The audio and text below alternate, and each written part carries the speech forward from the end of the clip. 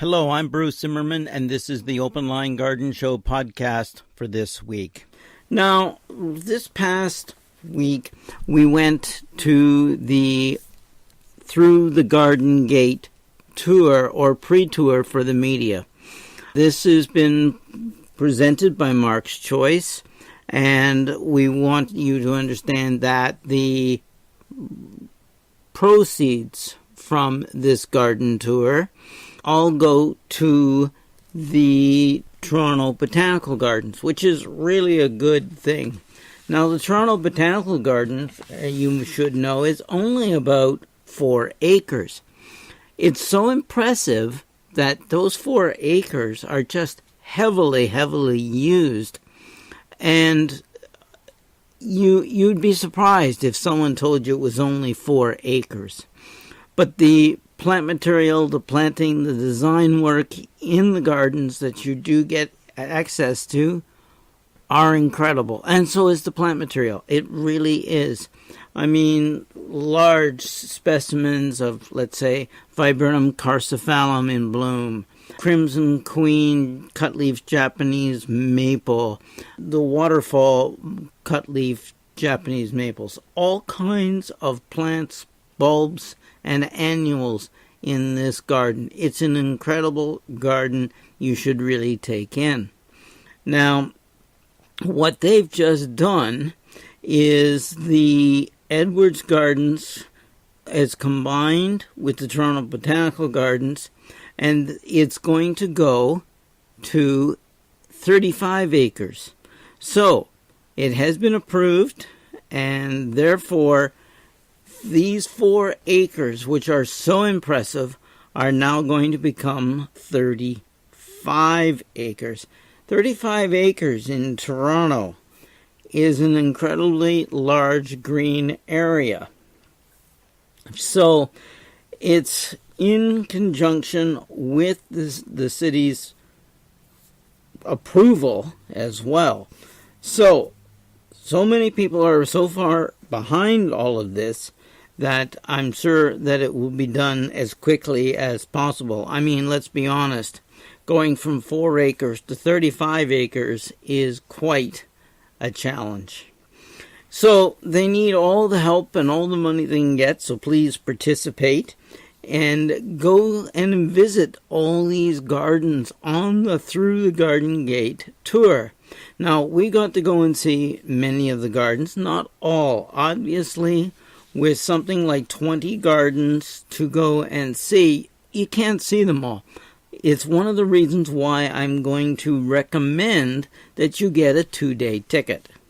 Now, this will make it a lot easier if you just go and do it over 2 days, if you can. The other thing, if you're going to do it in 1 day, you want to make sure that you lay out a route. The routes and the maps are all available, and it'll tell you exactly which way to go, drive, etc. So that should help a little bit. Now, the Through the Garden Gate is in its 31st annual tour. Okay, so they have been doing this for a while. These gardens that you're going to be seeing are all private gardens.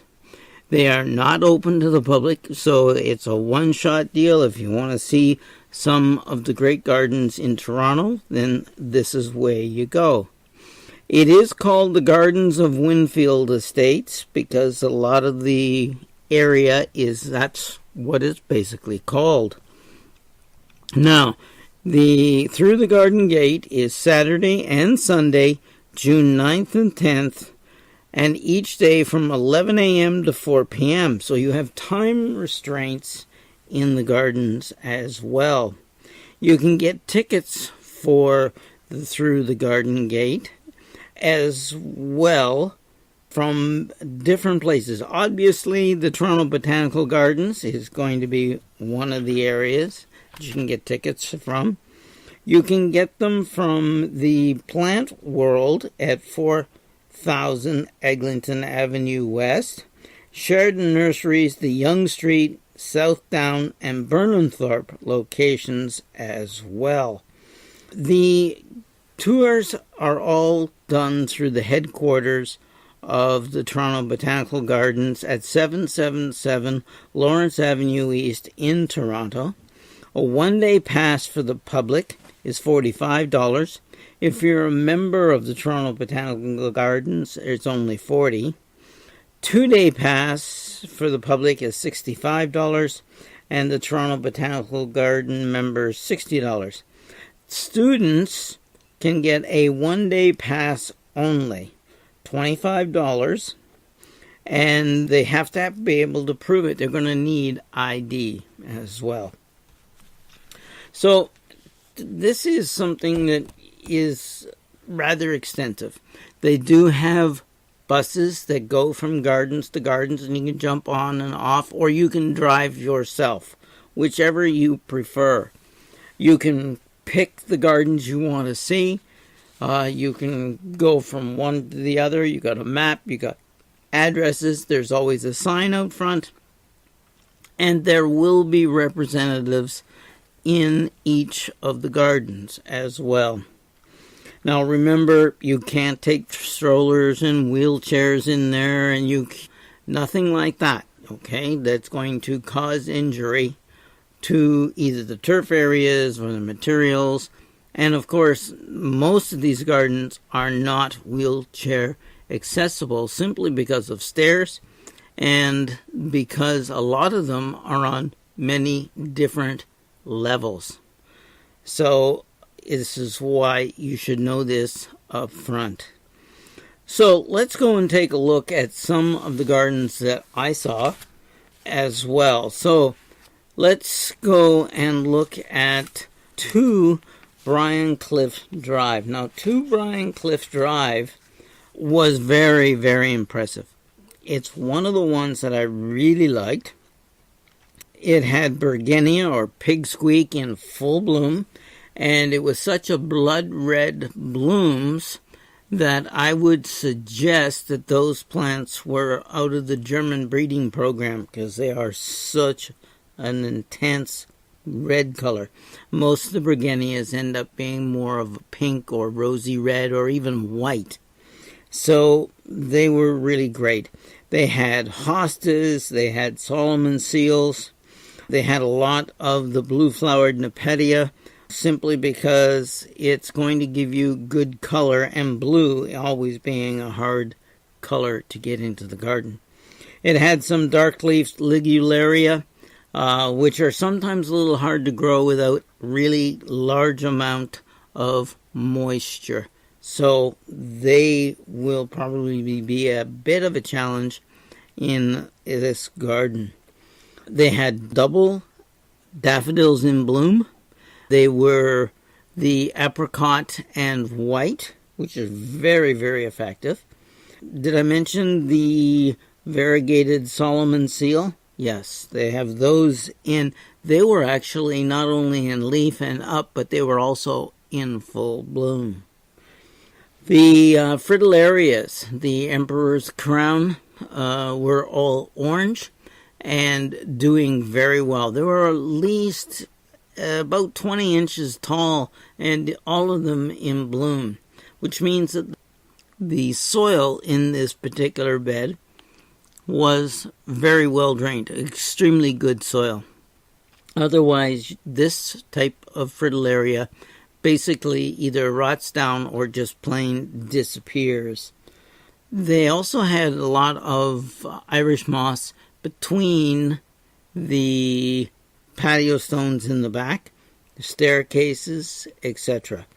So there's a lot to see in just this garden as well.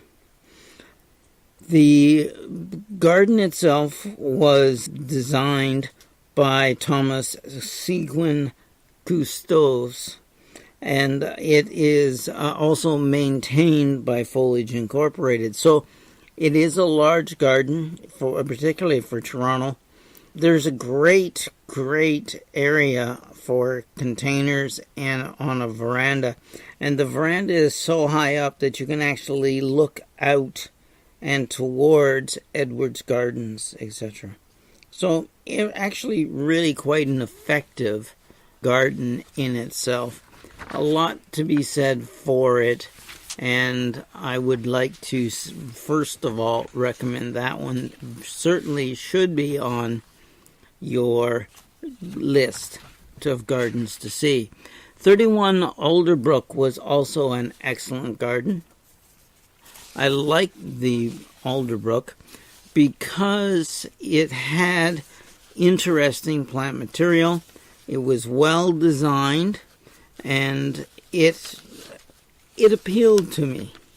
They tried in this garden to go and cover up the entrance. Now, it's interlock to 3 garages. The garden wraps around the back of the house and the sides, etc. And the entrance is to the one side of the garage. So you get the impression you're walking up to a very large home, etc., because it's all the garages, and the home is above and behind it, the garages. So they're all combined. But they put enough large plant material on the street side so that you drove in a little short driveway and it revealed the house, as opposed to wide open, you can see it all from the street. Then if you go through the gate, and we went through this garden backwards, okay? There's supposed to be, you go to the right and through, but we went through the left. And on the left, the old varieties of quince were in bloom. And the Chenomalies was really, really a nice one. It actually framed the gate. Now, there's something you should know here. The variety was a very beautiful apricot pink, almost like an apple blossom pink with, of course, the apricot as well. It was very pretty. Except quince has thorns. So you're going to go through a gate. You certainly are not going to go a little to the left or a little to the right, because those quince have got thorns. And you're going to go down through and down the steps past a lot of plant material. And then you're going to get down to the back, and you're going to see a boxwood garden, and it's a formal garden. Now, this is in the design of Versailles and the French formal gardens. This is where it comes from. It was where it was first done, at Versailles. And in the center of each of these boxwood areas, there's plant material. And then, of course, the walkways all through. Then they sort of picked up on the Monet type of garden, where they did garden arches. And the garden arches are of reinforced concrete reinforcing rods, and bent and bolted together into a nice arch. And it's an extended long arch. It's like a walkway with climbing roses. They are pillar roses, and pillar roses and clematis. It almost looks like there's a transition between the roses and the clematis, though it's hard to tell. They're both there, and they're both sort of on the same arch all the way through. So they may be keeping both, or they may be making their mind up as to which one they're going to allow to be the dominant species.